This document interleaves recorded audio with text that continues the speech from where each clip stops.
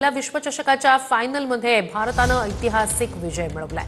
भारतीय महिला संघानं पहिल्यांदाच विश्वचषक जिंकलाय। विश्वचषकाच्या फायनलमध्ये भारतानं दक्षिण आफ्रिकेवर मात केली आहे। भारतीय संघानं दक्षिण आफ्रिकेचा 52 धावांनी पराभव केला।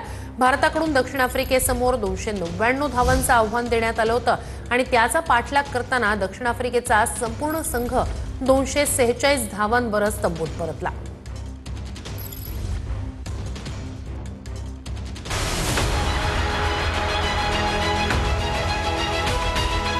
भारतीय महिला क्रिकेट संघानं डी.वाय. पाटील स्टेडियममध्ये इतिहास रचला।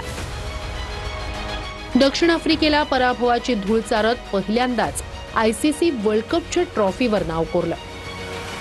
दक्षिण आफ्रिकेचा संघ 246 धावांवर सर्वबाद झाला आणि संपूर्ण देशभरात एकच जल्लोष सुरू झाला।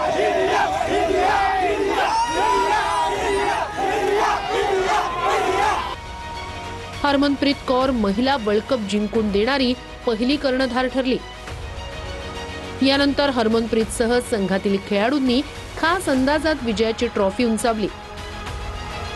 शफाली वर्मा आणि दीप्ती शर्मा भारताच्या विजयाच्या शिलेदार ठरल्या।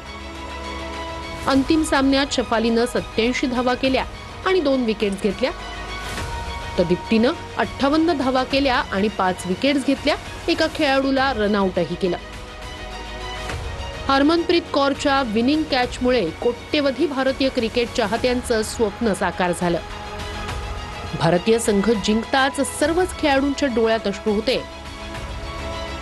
हरमनप्रीत कौर आणि स्मृती मानधना या एकमेकांना मिठी मारत प्रचंड भावुक झाल्याचं पाहायला मिळालं। भारताच्या लेकींवर आता सर्वत्र कौतुकाचा वर्षाव होतोय। हा ऐतिहासिक विजय असल्याचं म्हणत पंतप्रधान मोदी यांनीही टीम इंडियाचं कौतुक केलंय।